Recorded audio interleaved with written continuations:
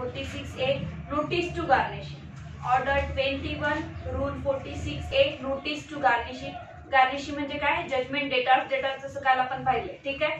एखादा कुठलाही पर्सन कोर्टामध्ये जजमेंट डेटार असेल तर तो म्हणू शकतो की माझे त्याच्याकडे पैसे आहे, माझ्या जागी माझा एक जजमेंट डेटार आहे, डायरेक्टली त्याच्याकडूनच तुम्ही पैसे वसूल करून घ्या. ठीक आहे की नाही?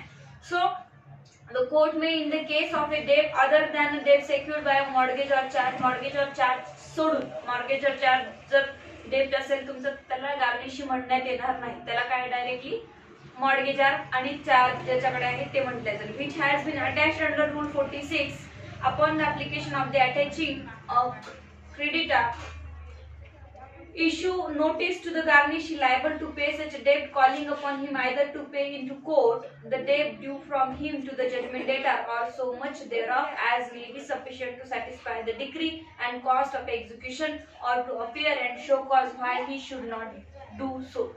मग आता due from the judgment debtor to the judgment डेटर म्हणते ते, म्हणजे हा जजमेंट डेटर आहे एक, याला पैसे द्यायचे डीएच ला आणि याला घ्यायचे आहे याच्याकडनं, तर हा जजमेंट डेटर डायरेक्टली इथे काय करणार आहे? डिक्री एक्झिक्यूट करणार आहे. म्हणजे due from the judgment debtor to the judgment from the judgment debtor. ठीक आहे. या जजमेंट डेटर करून पैसे डायरेक्टली एक्झिक्यूट तुम्हाला करता येतं जेव्हा हा सांगेल तेव्हा मधातला. ठीक आहे. मग ऍप्लिकेशन कोण करणार आहे? ऍप्लिकेशन तर डीएचएस करणार आहे की मला एक्झिक्यूट करून द्या. नंतर हा येईल आणि सांगेल की हा जजमेंट डेटर माझ्या ऐवजी काय करणार आहे? एक्झिक्युशन करून देणार आहे. त्याला म्हणतात गार्निशी. मग आता हा जजमेंट डेटर कोर्ट काय करेल? ऍप्लिकेशन नंतर गार्निशीला नोटीस पाठवेल, त्याला काय म्हणण्यात येईल? Notice to garnish. ठीक आहे. जे काही तुमचं झालंय कॉन्ट्रॅक्ट दोघांमध्ये तो आता थर्ड पर्सन गार्निश करून देणार आहे. ओके. ह्याला गार्निश म्हणायचं, याला गार्निश, नोटीस टू गार्निश. याला गार्निशला नोटीस पाठवायची आपल्याला की तुम्ही या आणि काय करा, आमची डिक्री एक्झिक्यूट करून द्या. या जजमेंट डेटरच्या ऐवजी तो जजमेंट डेटर आता डिक्री एक्झिक्यूट करून देईल. And 2 Subrule 2, an application under Subrule 1 shall be made on affidavit verifying the facts alleged and stating that in the belief of the deponent the garnishee is indebted to the judgment debtor. आता हे DH काय करेल? Decree holder जो आहे तो काय करेल? जेव्हा कधी ऍप्लिकेशन करणार आहे तेव्हा ऍफिडेव्हिट लावेल की याचे पैसे सर याच्याकडे आहे पण हा सांगत नाही आहे, असे मुद्दे अराईज होऊ शकतात ना तिथे. मग हा जजमेंट डेटर याची डिक्री एक्झिक्यूट करून देणार आहे दुसऱ्या कोर्टामध्ये. कळलं का तुम्हाला? हा जजमेंट डेटर जो आहे हा डिक्री होल्डर आहे एका मॅटर मध्ये, हा जजमेंट डेटर आहे. पण दुसऱ्या मॅटर मध्ये एक कोर्ट कुठेतरी मॅटर सुरू आहे, त्यात हा जजमेंट डेटर आहे जो गार्निशी होता तो, आणि हा जजमेंट डेटर कोण होईल? इथे डिक्री होल्डर होईल. तर मग आता जेव्हा कधी यांनी जर सांगितलं नाही डायरेक्टली किंवा यांनी नाही सांगितलं तर हा काय करेल? एक ऍप्लिकेशन देईल कोर्टामध्ये विथ ऍफिडेव्हिट व्हेरिफिकेशन करून की हा जो जजमेंट डेटर आहे ना हा डिक्री होल्डर आहे, याचा एक जजमेंट डेटर त्या कोर्टामध्ये एक्झिक्युशनचं मॅटर सुरू आहे आणि तिथे एक्झिक्यूट करणं डिक्री सुरू आहे. एकदा जर याच्या हातात एक्झिक्युशन झालं तर हा निघून जाईल, पळून जाईल, माझी डिक्री एक्झिक्यूट होणार नाही. ठीक आहे की नाही? तर तुम्ही काय करा सर, या जजमेंट डेटर करून डायरेक्ट मला डिक्री एक्झिक्यूट करून द्या, जी की याला करून देणं होती इथे. कळलं आता? तर याला म्हणतात की मग इथे खोटारडे आरोप कोणावर लावता येईल का नाही, व्हेरिफिकेशन करून ऍफिडेव्हिट करून तुम्हाला ऍप्लिकेशन करून गार्निशीचं नाव टाकावं लागणार आहे की कुठला माझा जजमेंट डेटाचा जजमेंट डेटा कोण आहे दुसऱ्या कोर्टामध्ये. कळलं? Where the garnishee pays in the court the amount due from him, the judgment debtor or so much thereof as sufficient to satisfy the decree and the cost of the execution.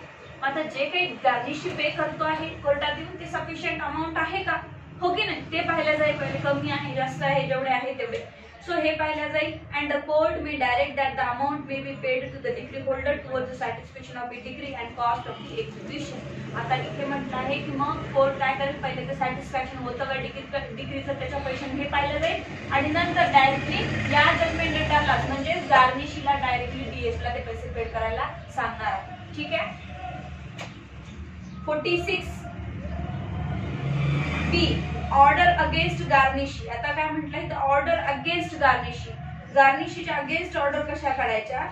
जर कधी against गार्निशीचा order निघेल तो पे करणार नाही तेव्हा निघेल. He doesn't pay the amount where the garnishee does not forthwith pay into court the amount due from him to the judgment debtor or so much thereof as is sufficient to satisfy the decree and the cost of execution. जी काही amount sufficient होती degree satisfy करण्याला आणि cost जी काही एक्झिक्युशनला लागणार होती ती पे करत नाही आहे and does not appear and show cause in answer to the notice.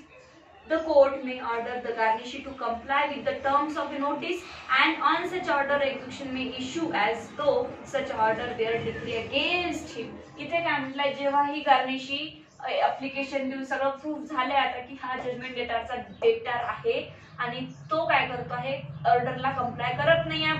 कोर्टाने सांगितले की पैसे भरायचे पण तो भरत नाही आहे, अमाऊंट पे करत नाही आहे, कोर्टाच्या ऑर्डरला कंप्लाय करत नाही आहे. तर कोर्ट त्याला काय सांगेल की तुम्हाला यावं लागेल आणि ऑर्डर कंप्लाय करावं लागेल. एक नोटीसही पाठवेल की तुम्ही हे का आमच्या ऑर्डरला ऑबे करत नाही आहात आणि टर्म्स ऑफ द नोटीस काही नोटीस मध्ये टर्म्सही लिहेल and on such order execution may issue आणि त्या ऑर्डरवर मग एक्झिक्युशन इश्यू करेल याच्या अगेन्स्ट कोणाच्या गार्निश. आता तर निघून गेला हा, याचा संबंध संपला, डायरेक्टली हाच येतो आहे and such order where degree against him.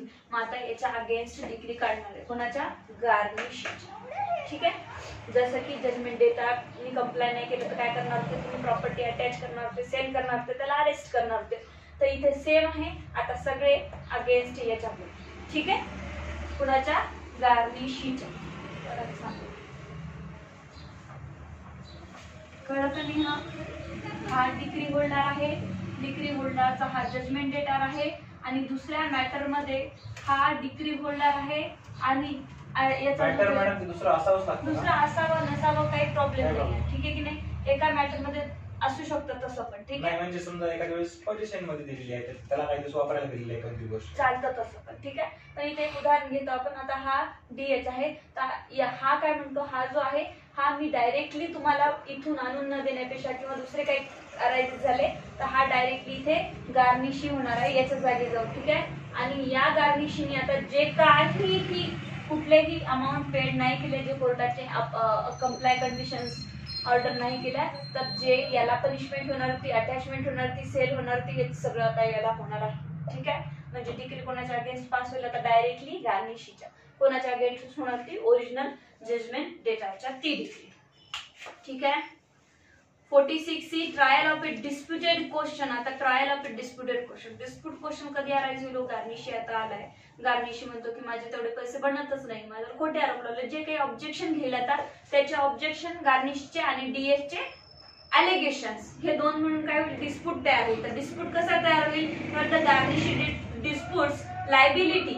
The court may order that any issue or question necessary for the determination of liability shall be tried as if it were an issue in a suit, and upon the determination of such issue shall make such order or order as it deems fit. जे काही पैशाच्या बाबतीत किंवा कुठल्याही बाबतीत garnishee काय करतो आहे त्याची लायबिलिटी नाही किंवा आहे असं सांगतो आहे आणि डीएस लायबिलिटी लावतो आहे, अशा दोन्ही म्हणून काय आता इश्यूज येईल म्हणजे वाद काय होत आहे काहीतरी ऑब्जेक्शन घेतो येतो तर हे कन्सिडर करणार आहे आणि डिटरमाइन करणार आहे कोर्ट. ठीक आहे, जर गार्निशीने ऍडमिट केलं तर काय ऑब्जेक्शन आहे का इथे, अलिगेशन्स निघतील का, डिस्प्यूट निघेल का, इश्यू निघेल का, नाही. पण गार्निशी जेव्हा ऍडमिट करत नाही त्याची लायबिलिटी तेव्हा डिस्प्यूट अराईज होणार आहे. ठीक आहे, आणि तो म्हणत असेल की मी पैसे भरणार नाही, माझी काहीही लायबिलिटी नाही, तर मग काय होईल क्वेश्चन अराईज होईल, तिथे इश्यूज फ्रेम होईल. मग इश्यूज फ्रेम झाल्यावर परत कोर्ट काय मागेल, इव्हिडन्स मागेल. मग ह्या सगळ्या प्रोसिजर सुरू होईल ज्या सूट मध्ये चालतात. ठीक आहे की नाही, कारण समोरचा व्यक्ती जेव्हा डिनाय करतो तर त्याला डिनाय करतो तर मग प्रूव्ह करावं लागेल की मी का डिनाय करतोय किंवा हा याला प्रूव्ह करावं लागेल डीएच ला. Provided that if the day in respect of which the application under Rule 46A is made in the respect of sum of money beyond the pecuniary jurisdiction of the court. जे डीएसनी जे काही अलिगेशन्स लावले आहे गार्निशीवर आणि जे काही पैशाचा अमाऊंट मागतोय तो पिक्युनरी लिमिट एक्सीड करत आहे कोणती कोर्टाची. मग आता कोर्टाला अधिकार आहे का, नाही आहे.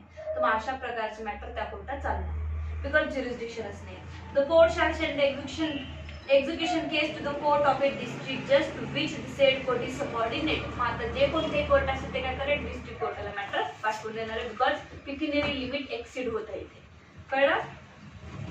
And thereupon the court of the district judge or any other competent court to which it may be transferred by the district judge shall deal with it in the same manner as if the case had been originally instituted in the court. मग ज्या कोर्टाला तुम्ही institute केला आहे सूट वरच्या district कोर्टाला किंवा district कोर्टाने ऍडिशनलला गेलं असेल तर ते कोर्ट माझ्याकडेच ओरिजिनली हा सूट आहे अशा म्हणून त्याच्याशी डील करेल.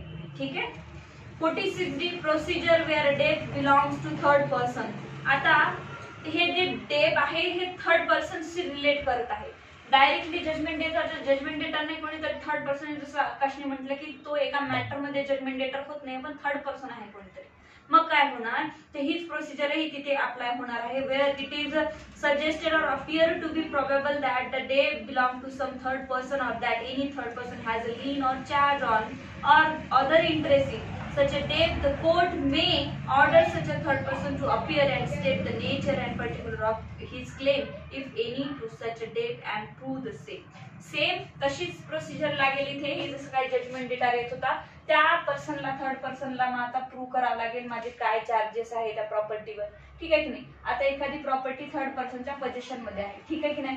मग या थर्ड पर्सन त्याच्यावर चार्ज आहे. ठीक आहे. काही मॉर्गेज आहे. कुठलाही थर्ड पर्सन असो मग त्याला तिथे येऊन प्रूव्ह करावं लागेल की मी काय लायबल आहे तुमची प्रॉपर्टीमध्ये पैसे देण्यासाठी आणि माझा काय चार्ज आहे, माझा काय इंटरेस्ट आहे त्या प्रॉपर्टीमध्ये. ठीक.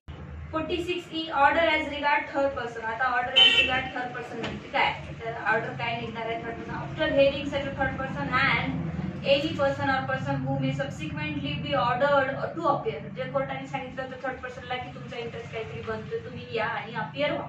or where such a third or other persons or person do not appear when so order. जेव्हा तो ऑर्डर कंप्लाय करत नाही, ऑबे करत नाही कोर्टाच्या ऑर्डरला, the court may make such order as in herein before provided. आधी ज्या कोर्टाने ऑर्डर दिल्या होत्या गार्निशीसाठी ज्या प्रोव्हाइड केल्या होत्या त्याच ऑर्डर कोर्ट देऊ शकतं.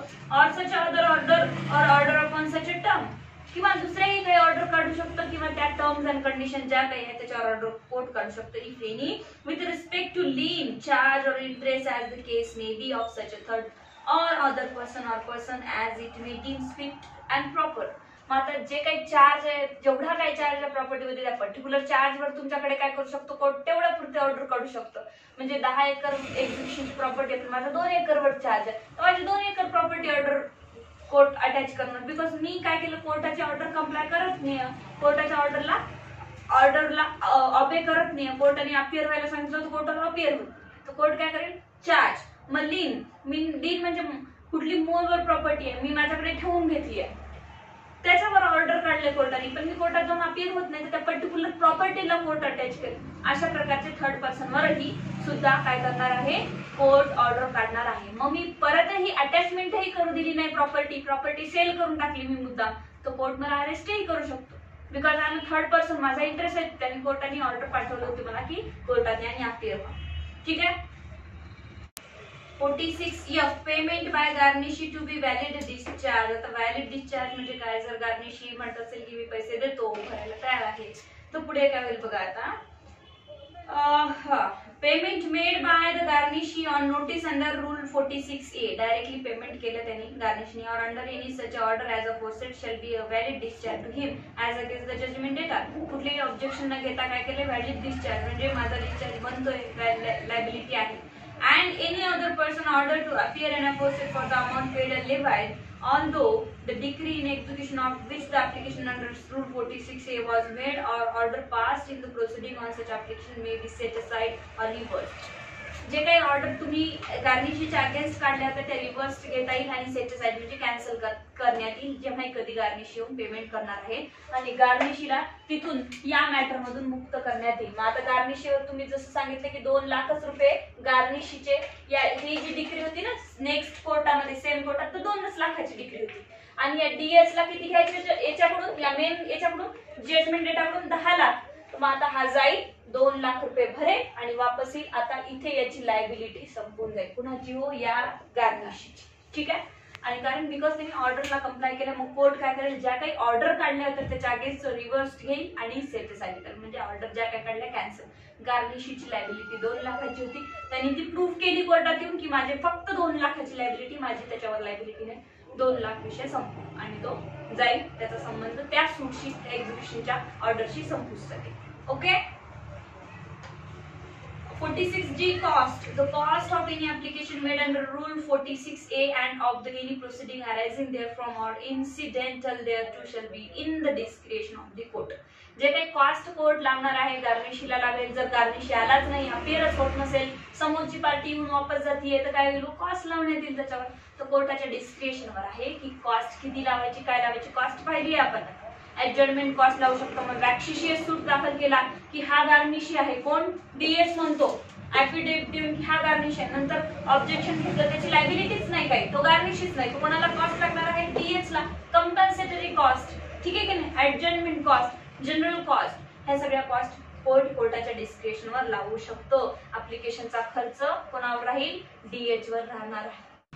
46CH appeal and order made under rule 46B, rule 46C 46E shall be appealable as a decree. ज्या काहीही ऑर्डर निघत आहे अगेन्स्ट गार्निशी, ठीक आहे की नाही, किंवा रिव्हर्स होत आहे, सेटिसाइड होत आहे, त्यावर तुम्ही अपील करू शकता. 46 आहे ऍप्लिकेशन टू निगोशिएबल इन्स्ट्रुमेंट. आता निगोशिएबल इन्स्ट्रुमेंट बद्दल बघा. निगोशिएबल इन्स्ट्रुमेंट, सर माझं जेडी जो आहे ना, जेडीचे एक निगोशिएबल इन्स्ट्रुमेंट जे चेक आहे, बॅलन्स आहे, ते दुसऱ्या गिराईक माणसाकडे आहे, गार्निशीकडे, मला ते पाहिजे, त्याच्यावर तुम्ही निगोशिएबल इन्स्ट्रुमेंट सुद्धा ऍप्लिकेशन करू शकता. The provision of rule 46A to 46H both inclusive shall so far as may be apply in relation to the negotiable instrument attached under rule 51 as they apply in relation to the debt.